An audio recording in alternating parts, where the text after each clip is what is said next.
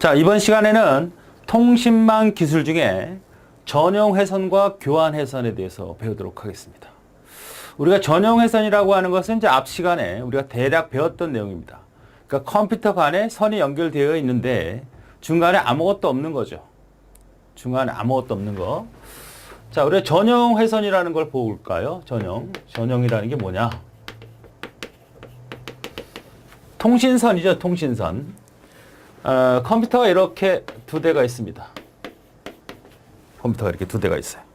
그러면 얘를 연결을 해야죠. 이렇게. 이게 전용이죠. 그래서 1대1 통신 연결, 1대1 간의 연결, 이걸 전용이라고 하고, 네트워크 형태는 점대점, 혹은 멀티포인트 형태를 다 우리가 전용 회선이라고 합니다. 혹은 직통 회선. 이 두 개가 이렇게 연결되어 있는 경우죠. 네 개가 이렇게 있다면 네 개를 전용으로 연결하면 어떻게 될까요? 이렇게 연결해야 되고, 이렇게 연결해야 됩니다. 맞습니까? 그러니까 전용이라고 하는 것은 이 상태로만 본다면, 뭐 크게 문제가 될 거 없고, 이상 없고, 다 좋아요.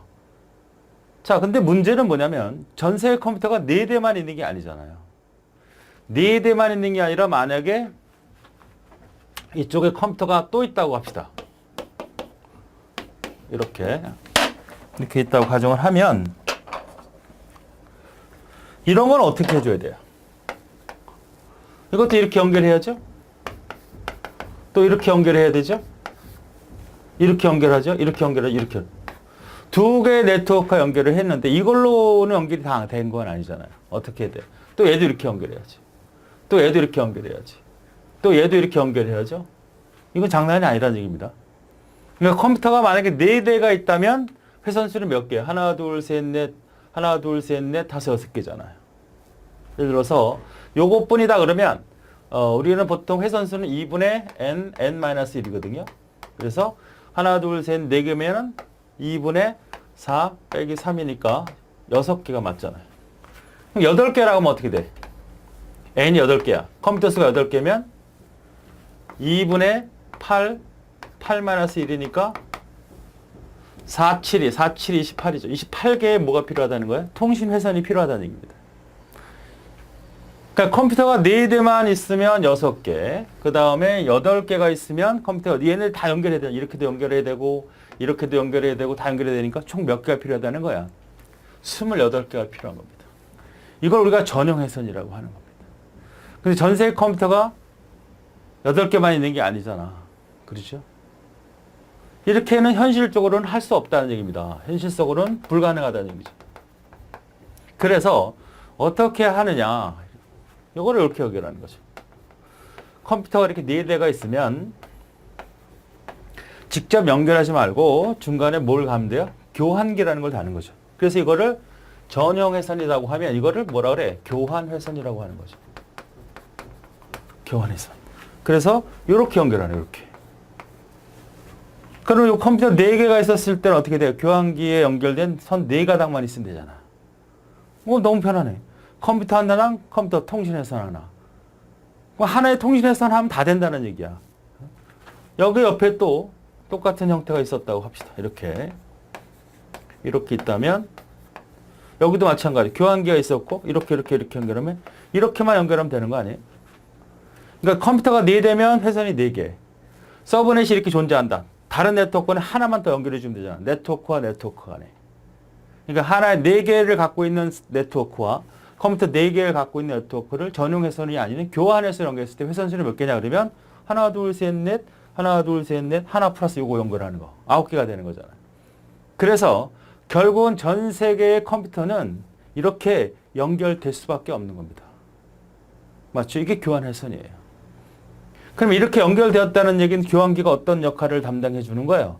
내가 A라는 컴퓨터에서 B라는 컴퓨터 데이터를 보내려면 A가 보내는 것만 있는 게 아니니까 다른 컴퓨터에서 제대로 다 받을 수 있도록 똑같은 형식으로 받아야 되니까 그걸 우리가 풀네임이라고 하는 거고, 풀네임 안에는 해당되는 컴퓨터의 위치값을 알려주는, 즉 주소가 필요하니까 풀네임 구조 안에는 반드시 상대편의 주소가 필요한 거죠. 이런 경우는 주소가 필요 없는 거잖아요. 그죠? 그래서 이렇게 교환을 해서 전달을 해주는 형태를 교환 해선. 그래서 우리가 요걸 제가 뭐라 그랬어? 우체국과 같다 이렇게 얘기했던 겁니다. 우체국과 같다. 이거는 퀵 서비스 같은 거죠. 어떻게 비교를 굳이 한다면. 그래 이 교환기라고 하는 것은 이제 문제는 뭐냐? 이게 현실적인 거잖아. 그죠? 이건 불가능하단 말이야. 이거는. 못하잖아. 전세계 컴퓨터 4대만 있는 게 아니라 전세계 컴퓨터 4대뿐이라면 이렇게 하는 게 좋죠. 근데 4대야? 4억 개도 넘을 거고 40억 개도 넘을 거라고. 그걸 하나의 인터넷 네트워크라는 형태로 연결을 하려면 이렇게 연결할 수밖에 없는 거죠. 현대라도 이거는 뭐 돈이 너무 많이 들고 경제성이 없고 또 회선수가 너무 많이 되니까 이건 할 수가 없다. 단 좋은 건 뭐예요? 품질이 좋아지겠죠. 품질. 왜? 직접 연결을 했으니까. 근데 얘는 어떻게 돼? 거쳐서 진행하잖아. 이걸 퀵이라고 하면 내가 어떤 사람한테 편지 봉투에다 돈을 100만 원짜리를 딱 바꿔서 저를 갖다 줘. 그러면 만약에 문제가 생기면 그 갖다 준 놈만 뭐라고 하면 되잖아. 그런데 우리가 우체국을 통해서 100만 원짜리를 갖다가 보낼 수는 없잖아요. 그죠? 누가 어떻게 잊어버릴지 모르니까. 그래서 얘는 현실성이 있고 경제성도 있어요. 그죠? 회선수가 주니까. 그러나 속도의 품질은 얘보다 떨어지고 떨어질 수밖에 없죠. 직접 데이터를 보내는 거 하고 거쳐서 가는 거하고 틀리잖아. 그래서 복잡하고 보안성도 약하고 그러나 이렇게 할 수밖에 없는 거고 우리는 이런 형태로 품질이나 효과를 볼 수 있도록 노력하는 기술을 우리가 통신망 기술이라고 하는 것입니다. 그러니까 통신망 기술에는 두 가지뿐만 아니라 교환해서는 세부적인 기술이 있는데 원래는 모든 걸 이렇게 연결했으면 좋겠지만 이렇게 할 수 없다. 현실적으로 경제적도 없고 다 좋지만 그러나 현실성이 없고 그래서 경제적이고 현실성이 있으며 단점인 보안성이 취약하거나 품질이 떨어지는 것을 최대한 노력해서 이 정도의 품질을 나타낼 수 있도록 하는 기술을 우리는 교환해선, 즉 통신망 기술이라고 한다. 이해되십니까? 자, 이렇게 작업을 하는 거예요. 자, 책의 내용을 살펴볼까요? 자, 전형회선의 구조가 이렇고 교환회선의 구조가 이렇습니다. 그죠? 자, 그림을 제가 그려놨어요. 이건 그리다가 말았어. 왜? 선에 어떻게 다 연결할 수가 없잖아. 이거는 교환회선만 딱 연결해주면 되는 거 아니야? 교환회선, 교환기와 교환기 연결하면 된다. 자, 그래서 전형회선의 구조를 세부적으로 살펴보죠. 전형회선은 모든 컴퓨터 통신을 직접적으로 연결한 구조잖아요. 그렇죠? 두 번째, 연결할 수 있으면 속도도 빠르고 보안성도 좋죠. 연결만 할 수 있으면. 연결을 할 수가 없다는 얘기예요. 전 세계 컴퓨터를 어떻게 다 연결해, 직접적으로. 그러면 만약에 40억 개를 연결해? 내 컴퓨터에다가? 안 되잖아. 하나뿐인 이런 형태로. 이렇게 연결할 수 있으면 보안성이 좋다. 하지만 전 세계 컴퓨터를 연결할 수 없으면 연결한데도 경제적인 문제가 많을 수밖에 없기 때문에 이렇게 연결해야 된다. 컴퓨터 N개 있을 경우 완전하게 연결하려면 통신에서는 금방 얘기했던 것처럼 이 공식을 갖는다. 기억해야죠? 완전 연결했을 때. 8개면 28개의 회선을 가질 수밖에 없다. 전형회선은 직통회선, 이걸 직통회선이라고도 하고 직통 분기회선, 직선회선, 직선 분기회선이라고도 한다. 점대점, 멀티포인터. 점대점은 이걸 말하죠. 이렇게 요거 볼 때는 점대점. 혹은 멀티포인터는 어떻게 돼요? 하나의 컴퓨터에서 스타형 구조잖아. 이런 형태를 멀티포인터라고 하잖아. 얘하고 얘 볼 때 1대1의 관계니까 이걸 전형회선. 이게 다 전형회선이다. 교환회선은 이렇게 하겠다는 거잖아요. 모든 컴퓨터는 어디에 연결되어 있다? 교환기에 연결되어 있다. 교환기에 연결된 것이다. 얘도 연결되어 있고 얘도 연결되어 있고 직접적으로 연결된 건 없다. 교환기를 거쳐 데이터를 전송하기 때문에 전송 보안이 취약하다는 얘기죠.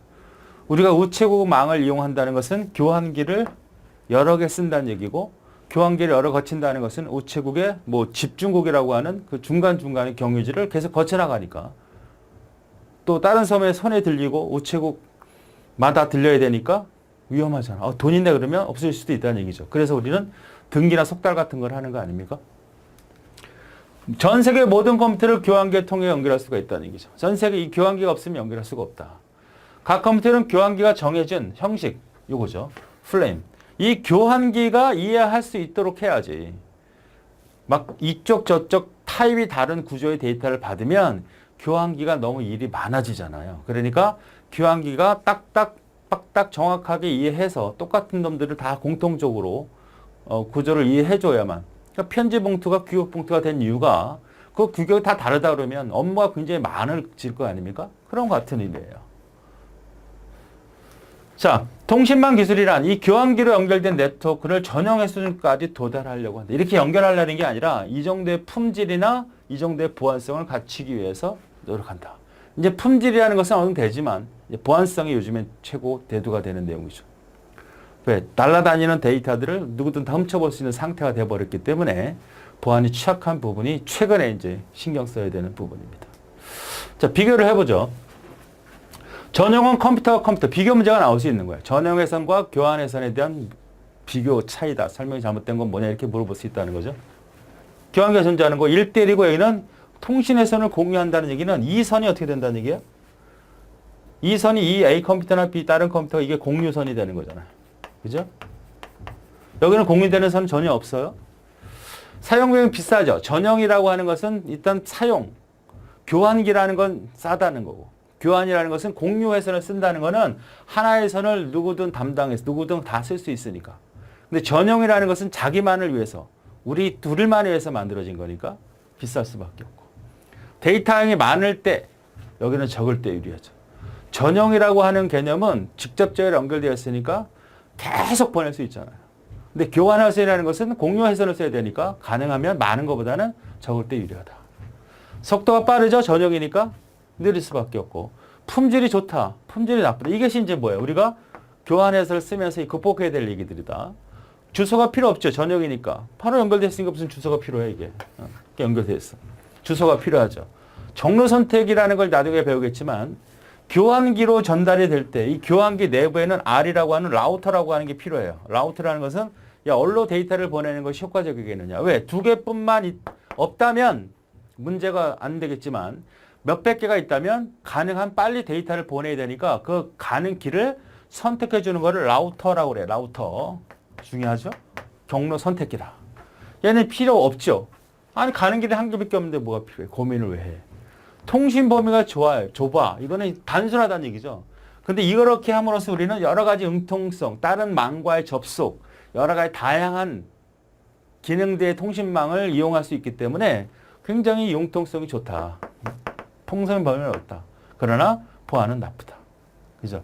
보안이 나쁘고 주소가 필요하고 품질이 나쁘고 느린 이것들을 다 극복하기 위해서 만들어지는 게 통신망 기술이고 그 기술은 결국 교환 기술에 해당되는 내용이다. 이렇게 보시면 되겠습니다. 자, 그래서 교환 회선을 분류를 보면 전용 회선은 이제 요 교환 회선과 비교를 하면 되겠고요. 이 교환 회선은 크게 우리 두 가지로 또 나눠져요. 교환 회선은 크게 회선 교환이 있고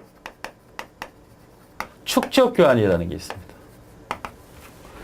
회선 교환, 축적 교환. 쉽게 얘기하면 요거는 전화, 회선으로 연결이 되어 있는 거예요. 일반 전화, 유선 전화.